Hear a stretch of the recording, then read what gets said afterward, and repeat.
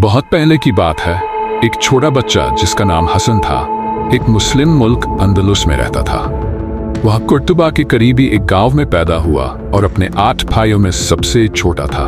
हसन एक आम बच्चा नहीं था, बल्कि उसे अपने वालिद के बकरियों की देखभाल की जिम्मेदारी दी गई थी। वह अपना दिन और रात मैदान में गुजारता ताकि इन बकरियों को किसी भी नुकसान से बचाए। ये काम आसान नहीं था, क्योंकि जंगल के दरिंदे जैसे शेर और भेड़िए अक्सर बकरियों पर हमला करते। मगर हसन बहुत बहादुर था।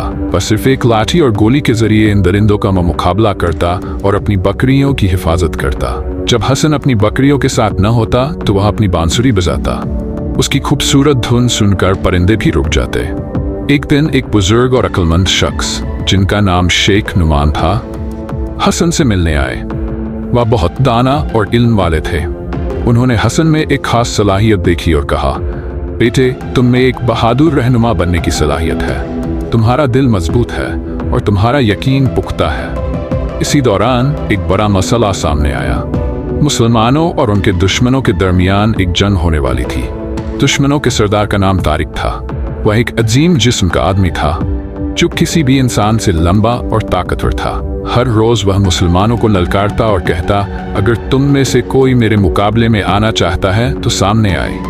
मगर सब उसकी शिद्दत और ताकत से डरते थे। एक दिन हसन अपने भाइयों के लिए खाना लेकर मुस्लिम फौज के पास पहुंचा। वहां जाकर उसे ये देखकर हैरत हुई कि सब लोग तारिक से डर रहे हैं। हसन ने पूरे एतमाद के साथ कहा, मैं तारिक का सामना करूंगा। जिस तरह अल्लाह ने मुझे शेर और भेड़ियों से महफूज रखा, वही अल्लाह मुझे इस दुश्मन से भी बचाएगा। सुल्तान ने हसन को एक ज़िरा पहनाई, मगर यह उसके लिए बहुत भारी थी। हसन ने फैसला किया कि वह सिर्फ अपनी गोली और पत्थर का इस्तेमाल करेगा। जब तारिक बढ़ने लगा, हसन ने एक पत्थर उठाया, उसे अपनी गोली में रखा और जोर से फेंका। पत्थर सीधा तारिक की पेशानी पर जा लगा। तारिक फौरन गिर गया और मुस्लिम फौज ने फतह हासिल की।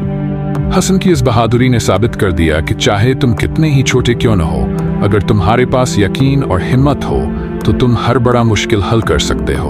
और यही हसन आगे चलकर मुसलमानों का एक अजीम बादशाह बना और कुर्तुबा में हुकूमत की।